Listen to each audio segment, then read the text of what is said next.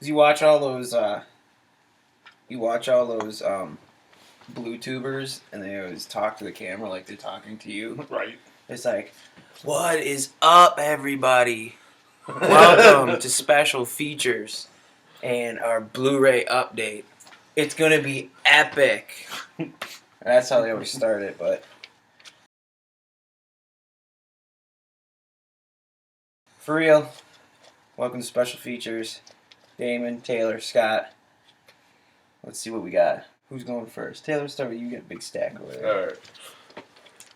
So, I made some buys because they were cheap.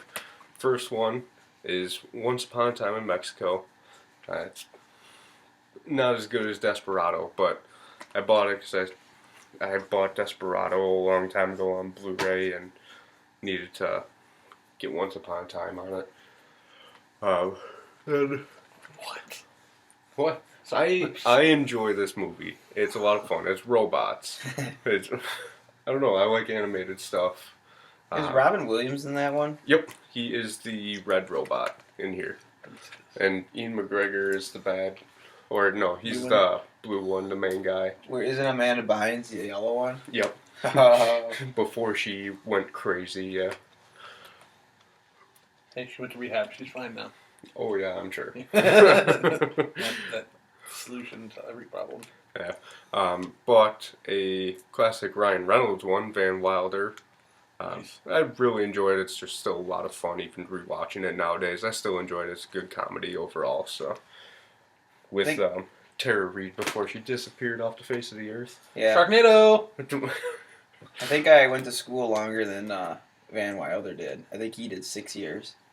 I did 6.5. So shove it. Yeah, suck it, Ryan Reynolds. Yeah. And finally picked it up because I've pushed it off for a long time because it's not my favorite movie of all time, but I bought A Knight's Tale. I just always felt like it was too long of a movie, I guess. It's slowed at points. Then bought classic western, Good, Bad, and the Ugly. Clint Eastwood. I haven't opened the package yet. I usually open the packages right away. I don't know why I didn't open it, but I've seen it before. I like westerns. There aren't all that many good ones that ever come out, though. Really, Not anymore. because it's Or probably ever. yeah. So, I mean, what's the last good western that came out? 310. No, True Grit might. You can. I don't. True Grit was good, but I prefer the older one. So, then picked up Prisoners with Jackman and Gyllenhaal, and even Paul Dano's in here as well. Really good movie. Done looking at it. So, I've been watching a lot of Spielberg stuff lately, and for whatever reason, my DVD copy was missing. So I went and I rebought Hook. And I actually just rewatched it too, and I still enjoy it. It's a lot of fun, and has a really underrated actor in there, Bob Hoskins. I think the dude's pretty underrated for what he can do. You don't really know him from many movies, but what he does, he usually is really good in everything he does. So I feel like I enjoyed that movie the older I got, the better I liked Hook. And when I was younger, I hated it. It was so long, and for me, it destroyed Peter Pan. I just could never come to grip with the fact that Peter Pan was old. He left. Yeah. yeah. Like, that really pissed me off. I think the movie has some concepts in there that you really don't fully understand unless you are older watching it. Continuing my stack here, which is almost done now. But Prometheus, I think it's a really good movie. It didn't really get all that amazing reviews in that from what They I've just read, and hated it I don't know why people hated this movie so much. I think it's because it's not the alien that you get to see, really. You only get kind of like a face hugger and the engineers. And I think that's why people hated it, but it's like a backstory to it all, and I thought it fit nicely. I thought it was a good extension of that universe. So then, bought the Grindhouse collection from Tarantino and Rodriguez with Death Proof and Planet Terror. Yes, that's the other one. Ooh, nice. With nice little open up, and it's got the kind of classic style in there. So At your local Walmart for $9.96. Are you serious? Yep. Damn, can I open this thing? Yeah. Nice. I kind of like the front of that too, where it's almost like a cinema. Too. Yeah. It's Yeah. kind of it's just all kind of cool stuff to it that is added. It's just I've been little things. eye raping that thing for months. Yeah, I just haven't pulled the trigger on it.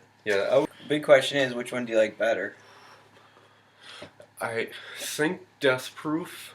I'd have to honestly rewatch them, but I think I like Death Proof better. But I don't like the ending on Death Proof. I thought the ending was kind of crappy. Planet Terror was more actiony throughout, but I think Death Proof is my better one from that set at least. Yeah. Which is the Tarantino one, right? Yeah. Tarantino's Death Proof Rodriguez was. Yeah. Yeah. So then, with my Spielberg run that I've been doing lately, picked up Saving Private Ryan because my DVD copy was missing, so I picked up the nice Steelbook version of it. It's a nice copy of it. Saving Private Ryan, honestly, I think it's probably my favorite Steven Spielberg movie. Just the gritty style of it, everything like that. Just a good war movie all around, and probably the best war movie that's ever been made, in my opinion, at least. That's not bad. And then the final thing, I picked up Howl's Moving Castle off of Amazon. It was $16 right now. Wow. So usually the Studio Ghibli movies are horribly expensive. 25 at least. Yeah, so seeing this, especially a Blu-ray copy of it for $16, I picked it up. Well, Damon, you look like you got a stack there. I had lent some movies to people before we did our last special features, so I decided to get those movies back and show them. I talked about Selma, and I bought the special edition at Walmart for the $25. A nice little fold out. It has something. I thought it had something inside of it. I'm not sure. I haven't even fully looked into this yet. I lent it to someone and they had it for like 3 weeks. I see they scratched the cover and shit. Yeah, that might have been for my backpack too. I'm not really sure. Jeez. It's whatever. But it had the digital copy, the DVD, the Blu-ray, so it was a good buy. It's probably one of my favorite movies that came out last year, if not my favorite. I bought Top 5, Chris Rock's directorial debut. It's funny. It's not like there's some hilarious parts, but it's just a really well-rounded movie. I don't know. I really liked it. I suggest it for anyone who likes comedies or dark comedies even. I bought John Wick 2 days after I watched it. It caught me off guard. People had always said when it came out that it was a really good movie and they loved it and all that jazz. I'm like, how good can it be? It has Keanu Reeves in it. Well, I mean, how many Keanu Reeves movies do you not like, though? In all seriousness, Quite a think few. about it. For me, it's not many. Let's that I just can let's actually just go name with Matrix 3, off. Okay. Without The Lake House. how many people actually watch The Lake House? I don't know. Other than you. I haven't actually seen it. I'm just assuming it's bad. Oh! It's Sandra Bullock and Keanu Reeves. I'm like, Weren't they together in Speed? Yeah. Yeah. Good job, Dave. Maybe I'll give it a shot. It's a dumb premise, but I'll give it a shot. I don't know. I'm assuming 47 Ronin was bad. What about Keanu Reeves? He doesn't even care about it. Hardball? I actually have Hardball in my Amazon queue. I love Hardball. One of the worst things to come from Canada. Not named Justin Bieber. The movie Wild. That came from Canada? No. Oh. Sorry, I was still on Nickelback. Because they came from Canada. They were in Spider-Man 1. They were. It's one of their only good songs. And I love how everyone's like, oh, this is a good song. I'm like, you like Nickelback? Oh, Josie Scott did it too. Like, that somehow makes it okay. That one dude who sings half a verse, it makes the entire song perfect. Yeah. Well, yeah. He beat Amy Lee. Maybe Huguenot. Wild. It was probably another one of my favorite movies that came out last year. I loved Reese Witherspoon in it. The guy from The Newsroom, who I don't actually know the name of off the top of my head, he's also in it. He's not a huge part, but I liked what he did. Laura Dern was weirdly good. Like the first thing I've seen her in that I've liked since the first Jurassic Park. What about Planet of the Apes remake? She was great on that video screen. If that's even her. I don't can't even remember. But great movie. I liked it a lot. And She gets naked quite a bit in that. she does. I wasn't going to bring that up, but she Well, does, and that's I mean, also it's a plus. I just can't believe that that high a status actor would strip down. Like, I couldn't believe it. You gotta do what you gotta do Yeah. to Well, I mean, not get nominated for an Oscar. if the part calls for it, I mean, Yeah. Well, what did you understand? And did you see that movie? Wild. Yeah. Yeah. He was the one who had it that I couldn't Oh, bring it last Yeah, time. I was the one. Oh, okay. So you remember in the end when she? Sorry, spoiler if you haven't seen it. Don't. But listen. go see it. I mean, Yeah. obviously. When she has sex with that guy in the end, like, did you guys feel fulfilled? Like, what was that? Did you? I didn't like it. I didn't like it in the end where she just meets this guy and automatically just does him. Like, it just seems like it's sort of a relapse. Yeah. You know? Yeah. I enjoyed her. I mean, I enjoyed her, her story throughout her walk, which was pretty good. And my favorite part was with the guy, the old guy. Remember where she thought he was like some pervert, and Yeah. he goes back and he's got a wife that he's, Yep. he was really in love with and just trying to help her out. Like, Yeah. that part was great. And then she gets to the end, that city, and then Just like reverts back to what she was. anyways, go on. Okay. I bought The Voices, featuring Ryan Reynolds, Anna Kendrick, Gemma Arterton, and some other chick, Jackie Weaver. I'm a huge fan of Ryan Reynolds. Green Lantern. Not Green Lantern Ryan Reynolds. Although I'm really excited for Deadpool. I like actors who can play serious roles like he did in Buried, where it's literally just a movie with him in a box and he's just like trying to get out.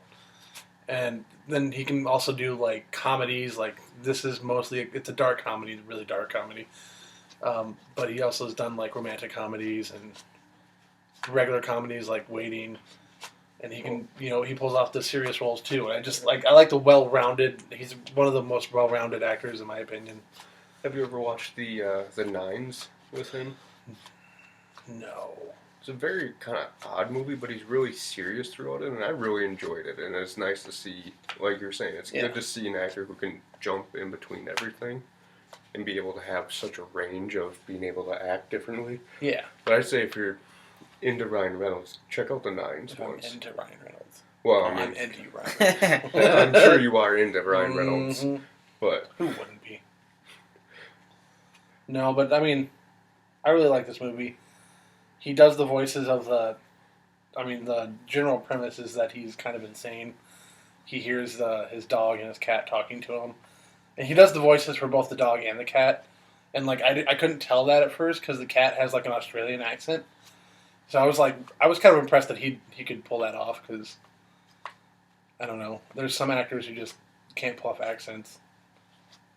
I know you have a... Oh yeah, dude. I think I have a movie that there's something messed up with. Oh well, maybe something I watched recently. it's really good. Anna Kendrick looks amazing the entire time, which is always a plus. Even her gums. I mean, yeah, she looks beautiful in my opinion all the time. But Oh yeah, she's cool. actors who can't pull off accents, Taylor Kitsch in the X-Men Origins Wolverine movie, where he's supposed to have a Cajun accent, yeah, but throughout the entire movie, He he can pull off, jumps though. back He- and Oh yeah, forth. Gambit. Walmart had the Sin City double pack for less than the new one actually costs. I don't get that. Yeah, I don't know. Whatever. Like Sin City by itself, I believe is like $7.88. A Dame to Kill For is like $19.96, and together they are $17.96. Is So is A Dame to Kill For worth it? no. No, it's not. I mean, there were some points in there that were all right. I Yeah. really liked the section with Joseph Gordon-Levitt. I thought that story was pretty good. It was entertaining, but it didn't lead anywhere. I trying to remember. I saw all these in the theaters, and I haven't watched Yeah. any of them since. Yeah. Like, because I know Frank Miller, who wrote the comic book and everything. I know for A Dame to Kill For, he specifically wrote new stories for that movie. I was just wondering if they transitioned well at all. Yeah. Dame to Kill For, though, I like. Powers Booth is a very underrated actor. I love that guy. You ever see Tombstone? Yep. He's Curly Bill. Yep. I just love the guy. Yeah. There was Bruce Willis played like a completely unneeded part in the movie. Yeah, how was he back in there? He's just like he's basically a ghost. Yeah, Oh, And it's just he's a ghost. it was weird. They don't really explain some things. Jessica Alba gets all scarred up, but it like takes place before part of the Mickey Rourke part in the first movie, Yeah, where she looks completely healed, like there's no scars or anything. And in this movie, she gets super scarred up, and that's supposed to happen before the first movie. So it was kind of like, what were you people thinking? sometimes Yeah. I just don't know. well, because because Brolin is playing Rourke's character. In that No, one. Brolin Who's is playing. Brolin? He's playing Or is he Clive Owen. Okay. Yeah. And What is they that? even kind of like lead into where like because they mentioned in the first one that Clive Owen had different faces, and that's kind of where they leave it. Oh. Like they leave it like this is his face before he changed or after. Just I'm not really sure. They didn't kind really. of ambiguous. I'm pretty sure it's before. Well, Ava Green's in it, so you can Yeah, always. and she's yeah. naked like 95% of the movie. I feel like she's that's in. just what she does with Yeah, most of her movies pretty now. much. It's just gets naked. When they need someone to get naked, call Ava Green. Well, she's gonna be in that new Tim Burton movie that She'll probably be naked. my roommate's I doubt it. brother's gonna be in. His movie. Wait, what new Tim Burton one? Miss Peregrine's Home for Peculiar Children. Yeah, slide over. He'll be under her. His name is Cameron Greco. Cameron Greco, check him out. Prettiest boy. There he is. Yep. That's Twan's brother. Yeah. Born in Kenosha, Wisconsin. Yep. Pride of Lowell. Okay. Alright, what else you got? I bought the Jurassic Park collection on Blu-ray. Obviously, we're doing a Blu-ray section. Good God. You gotta whip that out, though. Okay. It's actually pretty cool. It is. I bought it mainly. I mean, it was cool to have all three of them on Blu-ray.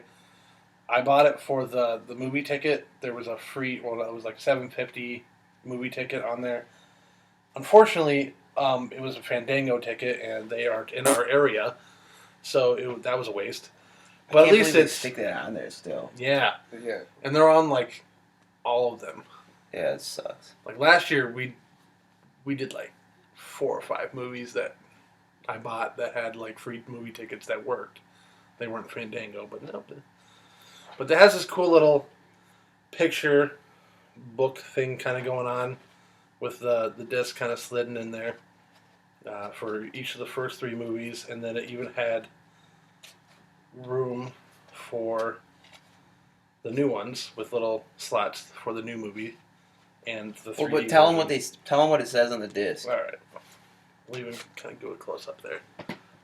It says, "This space reserved for Jurassic World, coming 2015." 3D though. Yeah, the other one is 3D. They even have, I believe, in here that is the first one in 3D, Jurassic Park 3D. You serious? Yeah, it even has a disc for it. Wow. Good thing I have a 3D TV and a 3D Blu-ray player. So what did it run you? So what did that? 35. Because they're selling them right now on Blu-ray for $9.99 a piece. Yep. So you buy them individually, and they're stupid covers. They're little Amray ones. It's $30 right there plus tax. Yep. So if I get the 3D version that I can't use, which is another like $20, You could sell it, dude, I easily. probably could. Yeah. So I'm gonna keep the collection together. For me, I would never Keep it sell the gangster. 3D version, even like knowing that I'm never gonna buy a 3D TV or anything like that. Just knowing because it would bother me having that empty space in there. 50/50, which I used to have on DVD, but I had no idea where it went. So I took the opportunity to buy it on Blu-ray. $5 or the It was 7. it was pretty cheap. I want to say it was on Amazon, so I want to say it was less than $10. It might have been like $8.50 or something like that. And I had Amazon Prime, so I got it in 2 days. One of the rare movies that I actually like Seth Rogen in. Yeah, it's easily one of my I favorite haven't watched movies. it yet. Wow. we Taylor, I, and Trace, one of our other friends, we're setting up 50 favorite movies, Yeah. and that's on my list, as well as Sleepwalk with Me, which I don't know if either of you have seen. No idea what that is. It's a comedy by Mike Birbiglia, who is a stand-up comedian who wrote. I don't know if he directed. No, yeah, he did. He wrote and directed this movie and starred in, and it's just kind of like based on his stand-up. It's absolutely fantastic. It's funny and kind of like sad at the same time, which is my jam. Can you see that? Yeah. It's on my list for one of my 50 favorite movies. And I bought 42. Yeah, That's not very good. I struggled to buy this for a really long time, and then I saw it on Amazon for $6, and I was like, yeah, whatever. Yeah. Might as well.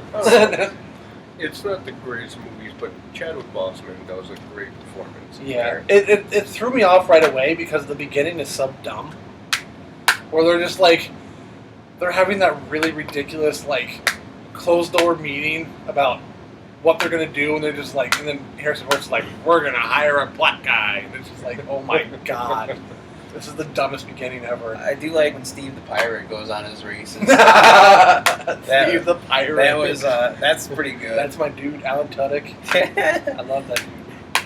But one of those movies, man. I watched it once, and it was just, okay. I'm never gonna watch that again. Yeah. See, I watched it. I thought Boseman did a great performance in there, and that's why I'm glad he's Black Panther. I'm glad they got him as a person for that. Okay, so my last movie is Anchorman. I don't actually like this movie that much, but my stepmom asked me if I had it when I was going down to visit, and I didn't. She said my dad had never seen it, but I don't know. They wanted to watch it. Why didn't you just rent it? Well, I was walking out of Walmart at like 5:30 in the morning, and I decided to look at some movies, and all of a sudden I see it for $7.88. I'm like, why not?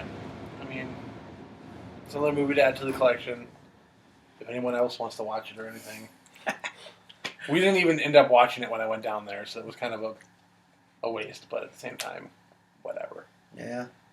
It's not like I paid $20 for it. So, Scott? Oh man, my stack of 6. Let's see here. Which one to gripe about first? Well, let's start with Mallrats. Right here. Enjoyed the cover, sort of the comic book art. No slipcover, but it was cheap that I decided to get it. Mallrats is not as good as everyone says it is, because it isn't. It's Probably the second worst of all the movies. It's not super funny, but I'll tell you one thing that I think Kevin Smith does a really good job, and I suppose you have to give credit to Jason Lee, but Jason Lee plays some very good smug characters. In this movie and in Chasing Amy, he is a very, very good jackass. Dick. Yeah. Yeah, he is a very good jerk. Even in, I just watched Almost Famous a little while ago, and he's essentially a dick in there, Yeah. too. Yep. And He plays it so well. Yeah, that's why I like Jason Lee's. He just plays that kind of dick character so well. And just all the time. See, I'm a big Kevin Smith fan. I've watched everything he's put out so far, because I just watched Chasing Amy. Jersey Girl. Yes, unfortunately. Come on, dude, Jersey. But yeah, Mallrats. Probably could do without it, but it's in my collection now, and Jay and Silent Bob are pretty funny. Very, very iconic characters Yes. of the '90s, right I there. actually have all of the Jane Silent Bob movies on DVD. Picked up The Way Back. Inspired by real events. That's why I grabbed it. No, not really. Cheap movie from Best Buy, which is I used to hate Best Buy, but they got some good stuff. Every once in a while. The director of Master and Commander did this movie. Never seen it before. It looked good, so I picked it up. But Ed Harris is in it, and I think he's supposed to play a Russian, so we'll see how that works. Again. Yeah. Let's see here. Ooh, I forgot about this one. This is also now this pickup, and exactly the same thing that you just said, Damon, was nice find, and I was so stoked. Brand new. I got this from Half Price Books, which I was like, this is awesome. $8 for this thing, remastered on Blu-ray. Metropolis for Slangs, classic. Yeah, don't get it. Don't buy this. Okay, I'm gonna be completely honest. I have looked at that a lot of times, but I have never actually watched it. Don't buy this Because- version. Don't buy that version. Not this version. If you see Giorgio Moroder on this, do not buy this version. Okay. He does the movie. This is very bizarre. And going back to when we said, what the hell are these people thinking? This is seriously what I was thinking when I popped this in. I saw it for $8 and I was like, Blu-ray, dude, I'm grabbing this. He is an Academy Award-winning composer. I don't know. I can't remember what for. Something like, I don't know. Midnight Express and Flashdance. Yeah, well, there you go. So Flashdance. it begins with sort of an opening by this Marauder guy, and one of the quotes is by Fritz Lang. And now I'm paraphrasing, but it was something to the effect of how Fritz Lang despises sound in film. So what does this guy do? He puts his own freaking soundtrack What over the movie. Is this the biggest stars of early MTV era?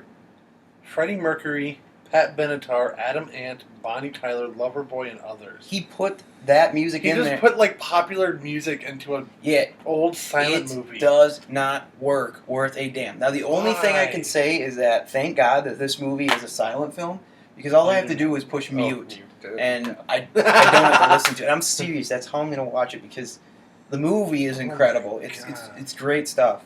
And what this guy did, he destroyed it. All right. Interstellar. I'm saving it. Oh, I gotta get this out. The IMAX IMAX. image cell. Which one did you get? I think I told you this before. I got like I should have brought it with me, and I didn't. But it was like the darkest thing I've ever seen. Like, it's just it's like black, and then there's like one. I'm pretty sure it's supposed to be the room when the light is coming in through the window. Oh, okay. And it has like the dust is yeah, there. yeah. I think that's what it's supposed to be, but I honestly couldn't tell. Anyways, Interstellar. What to say about this? I actually enjoyed it more outside of the theater than in the theater. I didn't see it in 3D. I went and saw it just in the regular 2D version, which I enjoy. However, I have this thing about watching movies with captions on. It's a great thing. You guys should do it. You get so much more out of a movie. And for this movie, my biggest hit on this movie was the sound design being, it was too loud at times. You couldn't understand what people were saying in the movie because stuff was going on in the background. It was too loud, and you couldn't understand what they were saying. And with this, I got to listen, and now I got a lot more out of it the second time around because I'm reading what they're saying as well. So it made a lot more sense that way. I think the movie, it was... Did you guys feel this was like a Oscar snub? Or, No. It's hard to say. I mean, I can see why the Oscars wouldn't put it in because it's a space movie, and they're just, especially like epic proportions like that movie is. So you Really- you really enjoyed this movie? I enjoyed it. Yes. Did you? I liked it. I wouldn't have been mad if they had added McConaughey to the actor talk. He did a fantastic job. I didn't think the movie itself was like outstanding. It was good, and I enjoyed it enough to buy it. But I didn't think it was one of the 10 best movies of the year. No, the scene when he's watching the messages for over like whatever, however many years it was that he was gone on that planet. That scene's really emotional. That is a great. Um, but in how it sort of kind of comes back around full circle, and it's really fun watching it a first time and being completely in the dark, and watching it a second time and knowing exactly what's happening, and you're sort of just sinking, getting more and more out of the movie. I probably have to watch it again to get even more out of it. Like Taylor, I got the Steel Book of Saving Private Ryan, which I'm not a huge fan of the Steel Book, but it was better than the regular Amray, and it was cheap. It's like $11. So I got it, and then of course Target stomped on my heart and came out with a metal pack that is better than this for $3 more. So yeah, kind of disappointed, but what can I say about this movie? Except that I love Spielberg. Saving Private Ryan's it's up there, very up there. Boy, that opening scene is probably has to go down in not just American film. This is very bold of me to say, but maybe all-time best opening sequences in a movie, and the Normandy invasion. yeah, and how it doesn't taper off from there, keeps going and going, and it's just I watched it with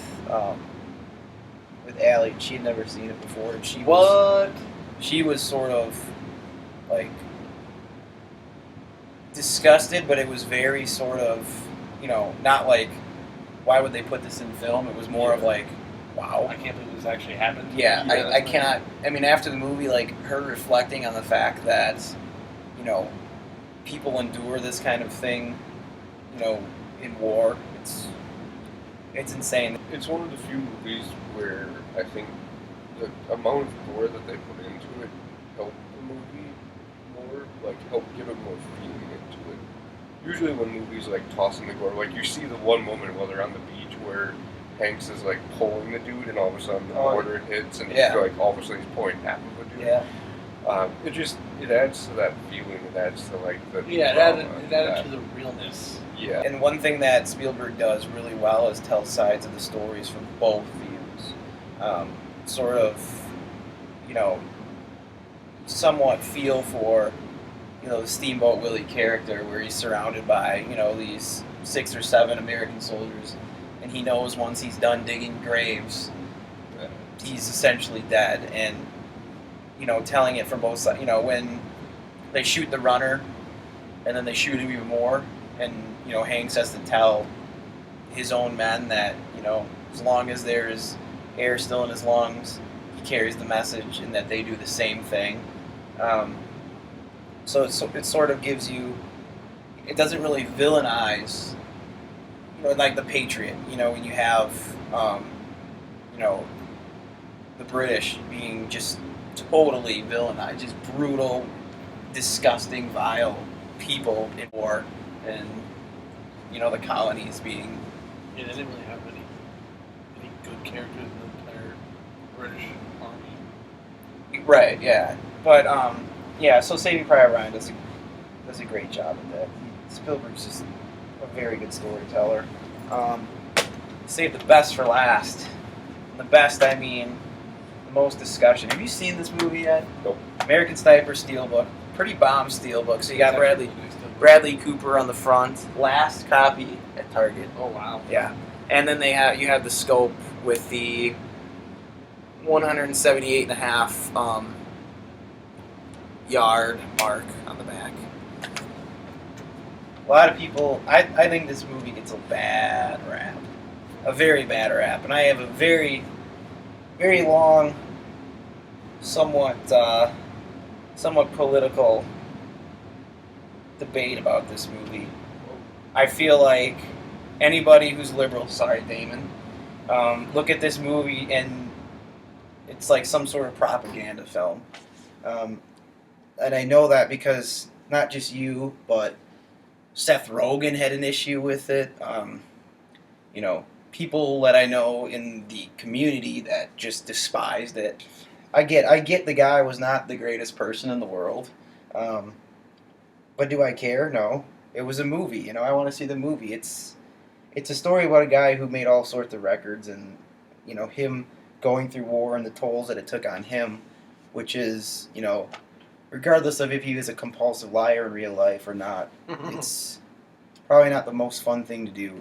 Anyways, the thing that people miss in this movie is where Eastwood makes this character a very pompous ass, and people don't really seem to grasp that because they go into this movie with these preconceived notions that it's just some, you know, America's number one, and 9/11 was this or that, and you point out to parts in the movie where this guy is so bold as to say, this is what got this guy killed. It wasn't the people overseas. It was him who got himself killed. He gets married. No spoilers. I mean, he gets married in the movie, and Wait, what? yeah, he gets married in the movie and called up to war that day, and he has no fear whatsoever, and the wife sort of asks him, aren't you, your heart is racing? Are you nervous? He's like, no, I'm nervous for all the other people who are going to die, not me. Like, who the hell says that? This guy is a complete. You got to read between the lines. This guy is not the nicest guy in the world. I mean, and then people like to rag on the fake baby, which is terrible. It's a very, It is a really bad part. it's a very terrible scene. But you could argue in any movie that you watch, there is something you can pick at. And if you ever seen Amistad, have you seen Amistad? Yes. There is a baby part in that is Yep. incredibly fake. Yes. And it does not draw life one bit out of that scene, for me at least. What about Black Hawk Down? You didn't get two sides of that story, and that movie's supposed to be an American classic. Ridley Scott. I mean, it's just unbelievable to me It's that. a really good movie. Yeah, but you didn't have any issue with that movie. No. Yeah, so I just don't get how people come down on this movie as being this Republican propaganda about American It soldiers. doesn't and, help who the director is. but Clint Eastwood, Yeah. I love Clint Eastwood. It's just that he is like very well known Republican.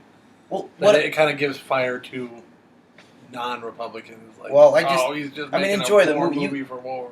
It's not though. I mean, It's not. No, I mean, all of my problems stem from other parts, not the fact that it's a. well, what are war those? movie. What are those issues? I'm really curious to know because this movie, for me, is going. I thought it deserved every bit the praise that it got, and very little of the people poking at it, and the criticisms that people were giving was just ridiculous. Like Seth Rogen tweeted out that this movie was just ridiculous, but it's like, dude, you just made a movie about killing a foreign leader. Like who are you? Like Seth Rogen has not made a good movie since 50-50. yeah, and who knows, man, like a supporting role is Seth Rogen, you suck, so it doesn't matter what you think. See, I've put off watching it because I've just heard so much about it already. Not saying that Lone Survivor or American Sniper aren't that good. I mean, But- I can see why people like American Sniper. I didn't like it that much. What didn't work for you? That's what I'm curious about. I mean, did you go into it thinking Clint Eastwood, he's a Republican, I'm not going to like it? No, and I don't like a lot of Clint Eastwood movies.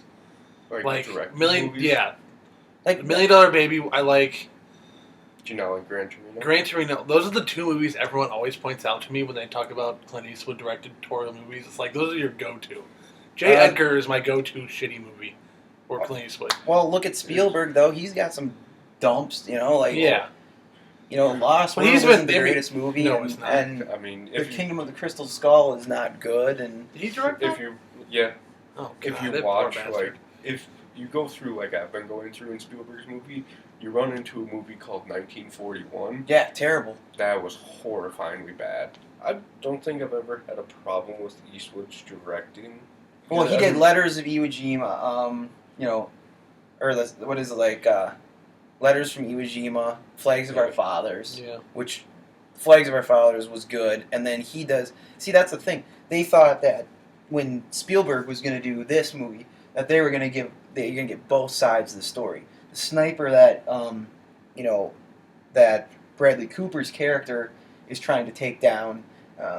You're going to get a little more glimpse into his life, which I think that that movie was bad. Jersey Boys Jersey sucked. Boys. See, I didn't watch Jersey Boys. It looked bad. There was Hereafter that Hereafter, I heard was good. Invictus was good. Is that the one with Matt Damon? Matt Damon, and you can see ghosts or whatever. Yeah, Hereafter was. I did not like that movie. Hereafter, Invictus was alright. Yeah, Gran Torino, Changeling.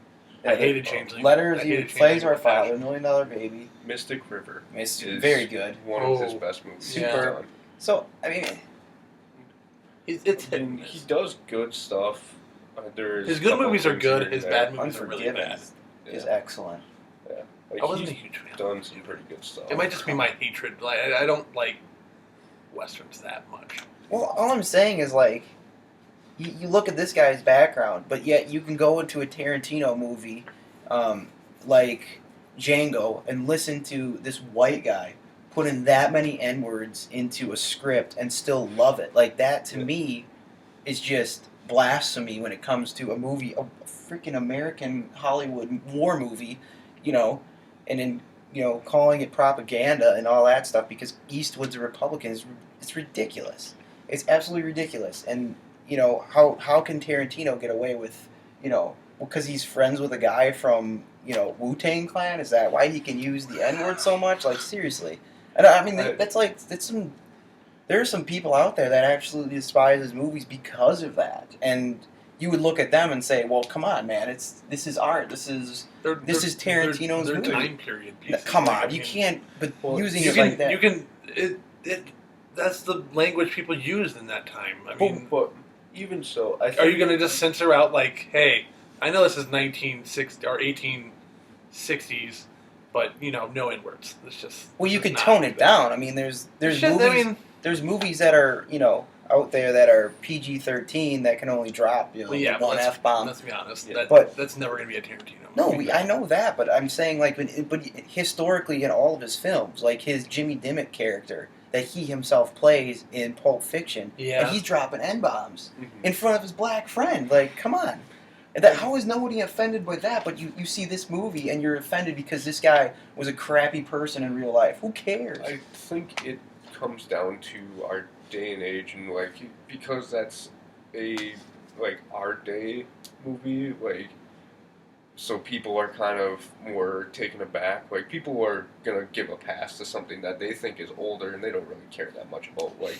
Especially with Tarantino films, you understand it really didn't happen this way, so people won't care. But that, because of the political views that come into play nowadays, everything like that, when you make a current day movie, especially war, for current war and that, people will flip out. They take it way too far. And no offense, I'm not political at all. Mm-hmm. So when I see a movie that people are getting offended, and I'm not saying in your case, but I was people. say, I haven't even said what I didn't like about the movie. No. no. Oh yeah, go for it. Well, No, go ahead, finish it. No, I'm just saying people, going in there with these preconceived notions about how it's just disgusting and.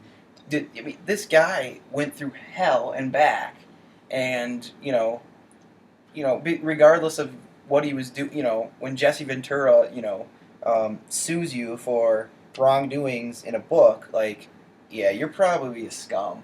You're a scumbag, dude. Well, but so is Jesse Ventura. Oh, exactly. That's what I'm saying. His entire side of that is just ridiculous. But what I'm saying is that the fact that I have a little bit of my father being from a military background, I look at this and say, this guy had to go and do one of the hardest jobs ever. Having to shoot little kids that are trying to kill soldiers, his soldiers. It's got to be the most, and I thought they grabbed the tension with that in the beginning, and it's just, you start there, and then you're sort of just in this trip, and you see this guy slowly get further and further away from humanity, slowly sucked into it, and he's all about his mission, and he pushes away everybody else around him. And you have to look at this guy and this character. It's the little subtle things that Eastwood does. Not to say that this guy is a jagoff, but he's kind of a jagoff, like, wearing his Marine Corps pin at his, and just, well, this is why he died, because he didn't, he checked out before his tour was over, and it's like, okay, that's real nice of you to say, dude, but whatever. But it's just, the fake baby scene was terrible. I can't believe they passed that through. I don't know what they were thinking, but... Well, from what I read, because again, there was a huge uproar about that, like, oh, it's a fake baby, this movie's terrible. Like, it was... They had one baby who got sick, and their backup baby, like, something, I don't remember what happened, like, it was caught in traffic or something, and they had to do the scene, so they just were like, just give us, a prosthetic baby, a fake baby, and we'll just do this. Like, we have to. If it just why did they keep the scene though? Like, why didn't they Well, because it's critical. It it's critical because she is so you watch the scene, and the wife is tucked into this corner in this rocking chair with one baby, and Bradley Cooper's basically has his back towards her. I mean, that's how distant they are. It's a scene where they're doing a 21 gun salute, and he's not jumping, and it's everybody else is flinching every time a gun goes off, and he's just standing there. It's haunting to me that that far. That's how far gone that guy is. I give him props for not moving. Because even if I were there, like, pretending to not move, I would fucking. But that's what I'm saying. I mean, like, he gives a great. I think Bradley Cooper gives a great performance. I think the movie deserved the Oscar nod. I didn't think it should have won, but. This movie deserved to be in there. I cannot believe this many people had, and then you go Rotten Tomatoes, and they have, they give it a 73, which is probably lower than the SpongeBob Out of Water movie, 79. which is just god awful. Yeah, I have my issues with both sides, and I, fight tooth and nail with people. But when it comes to movies, art, it shouldn't be in there. Unless you're doing some sort of political flick where, the filmmaker is expressing his view, which I didn't feel like it was. Now, Spielberg said that he was going to do more of the two sides. But I can tell you that the sniper in this, you see glimpses of his family. You see where he's coming from. You hear about his background. So you're not totally left in the dark about that. I'm going to let you go. Okay. So, I always look at movies from a writing standpoint because I want to write, I want to do the writing and all that jazz. So, when I was watching, like, especially, I don't know, there's been a lot of movies that I've noticed, and when we talk about Jurassic World, I will destroy that movie. Of course you will. There was the entire movie in it, I blame sort of Clint Eastwood, sort of the writing, whoever wrote the movie, I don't know who it was. They didn't, like, the entire movie obviously is going to revolve around Chris Kyle because he's the main character. Every other character in the movie was, like, the most two-dimensional characters in the history of the world. They were there to kind of, like, they didn't move the plot along, they were just there to be there, like, to show that he was interacting with other people. Like, he wasn't, his wife was so small into that movie. Like, I would have loved to have seen her life while he was gone. Because I feel like that probably would have also been really tough for her. Like, it didn't, obviously he was gone for how many years? I mean, he did how many tours? Probably like a lot. 3, 4. I mean, those are multiple years each. Like, he was gone for a really long time. Like, what they didn't really show what she was doing. It just focused on him. And then she's supposed to be like the other. I mean, she's one of the title actors in it. And she was such a minor character. Like, she was, I mean, a big person in his life, but they didn't show her enough, in my opinion. Well, even his brother, they showed was in the army for like 5 seconds, then he was just gone for the rest of the movie. They didn't really talk about him. All the people he was with in the army were just basically his lapdogs. They just kind of followed him around like, "Ooh, God, it's Chris Kyle." Let's just follow him around. They didn't have lives of their own. I don't. But they did. One of the guy was getting engaged, and they were having a whole conversation about it.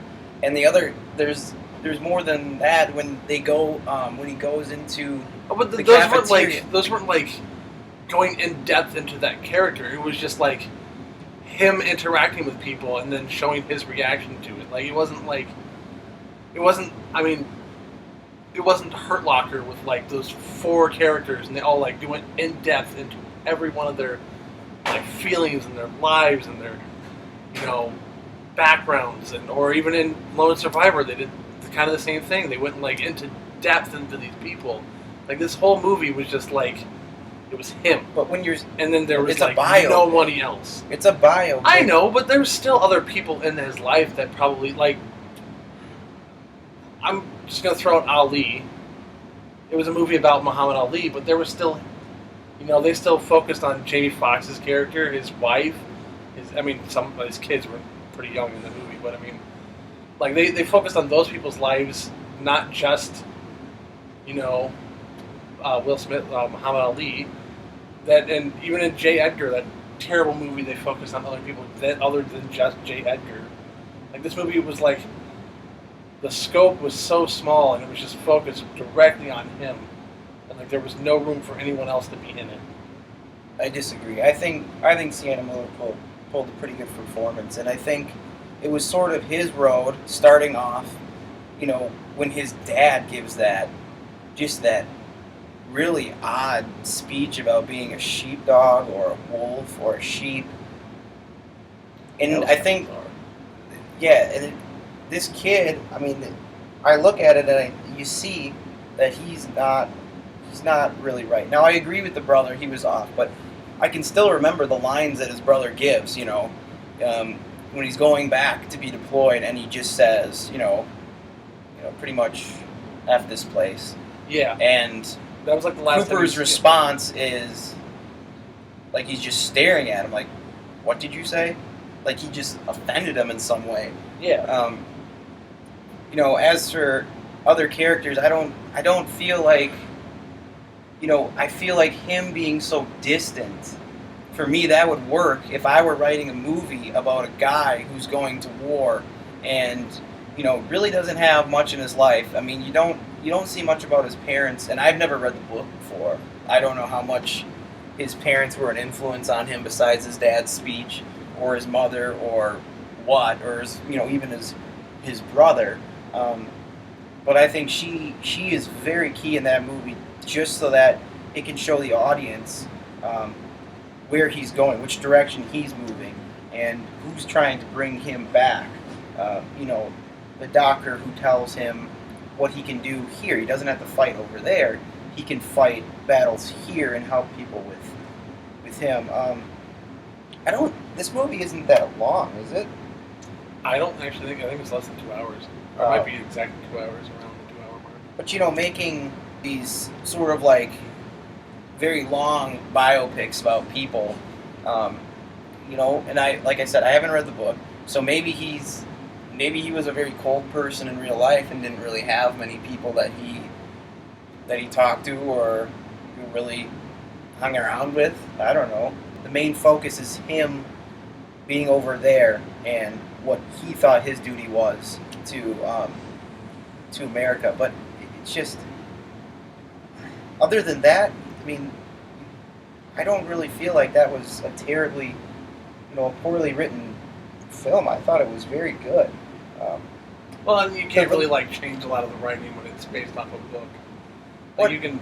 Really, but how much? When you're cycling in these characters, and maybe you could even argue that Hurt Locker might be a little bit more far-fetched, meaning these people getting cycled in and out and in and out, and when you're following these 3 people over 2 months rather than a span of years, when you go into writing that, how does that differ? The movie is based on Bradley Cooper's character, and you see all these other characters that he is with, and he even has his own special unit that he goes in and is trying to find America's Most Wanted or whatever. I don't know. I can't remember what it was, but those characters that he's with, tracking down these bad guys, and you feel for his buddy, but then again, when one of them leaves or something, and you feel the way he felt about those people, and you're like, damn, man, he's pretty cold. But I don't know, American Sniper gets a bad rap. I don't know why. I thoroughly enjoyed this. I feel like there's many movies out there that are written 10 times worse that you probably own. Most of the movies I'm thinking of is those Avengers movies, that kind of stuff. I do have problems with those movies. But I mean, I can totally write them well, better. there's a lot that goes into it, man. And I think writing an original piece compared to something that's adapted, it's tough. It's got to be tough either way. And I think that I think they captured this character very well. Well, it's got to be difficult when you're dealing with such a surrounding cast of the Army isn't small. The Marine Corps isn't small. So you're going through basically this guy's life, and you have a couple of supporting cast. But I know that's what people are pretty much griping about with this movie, the warmongering that goes on and all that good stuff. But it happens whenever a movie comes out like that. I know reading articles and all that all the time. Lone Survivor had the same sort of deal when it came out. There was political views on that. Hurt Locker, there's political views on that. Every time you make a current war movie, there's always some people who are like, well, this is my political view, so I'm going to shove that into this movie and make sure that I hate it. But it's just junk that people do so they can't enjoy a movie, essentially. It's just damn them being crazy. yeah, Nope. time. Totally justified. I don't know. Come on. But Selma had its own issues with the writing about the supporting cast. I mean, you didn't even know who half these people were. And at the end, they were giving backgrounds of what happened to these people, and you're like, There was a couple of them where it was like, why did you tell me about that? I understand who are why. these people? Like it was just kind of like, especially the one person they showed 20 minutes before the end of the movie, and then they gave you background of what happened to her, and it was like, yeah, it doesn't make. But I any sense. understood why, because it was just showing just because this, there was no need for it. well, just because this great event happened is what they were trying to do. Just because this happened doesn't mean everything ended the day after. It wasn't 2 seconds later it was racism's gone. No, I know, These but people still were But what was fighting the? after. But I'm saying what was the point of telling a background? So say you're an extra in the movie. I'm not going to write a background as to what happened to you after if you're not even in the movie. Well, if I'm not important to the situation, Right. there's no need for a background. The lady that they were telling at the end when he's giving the speech, it's yeah, we want to know. Obviously, we know what happens to Dr. King. yeah, King. And I'm not saying that Selma was bad. I enjoyed Selma. Ellie fell asleep in it. Didn't like it. But Worse. I think it's nice to get an American hero, but also sort of pointing out his flaws as well. And he was a womanizer and smoked cigarettes. What a jerk. Yeah, how dare he? He was a drinker. I don't know. But I'm saying, specific cases. No, I know. I get that. But I'm saying, specific cases, the reason why we love a Tarantino movie because it's written differently. It's not this blueprint of same stuff. And when I watch American Sniper, I'm going in there. It's called American Sniper, okay? Not snipers, not American Marine Corps. It's not American Sniper and his wife. It's American Sniper. That's who we're going to see. That's who we want to know about, and that's the story we're getting. The supporting cast, big whoop. I feel like his brother was, if his brother, and like I said again, I have not read the book. Maybe his brother wasn't very big in his life. Maybe they had to do a bunch of rewrites, and they had to cut some stuff out to get their point across about this guy and his life. Who knows? But all I'm saying is I had no issue with that writing at all. Check out The Real Frame of Mind, episode 1. Episode 2 is going to be on Jurassic World and Steven Spielberg. So hopefully some hot debates. Otherwise, wait for our next Blu-ray update. Subscribe. Thanks. Stuff.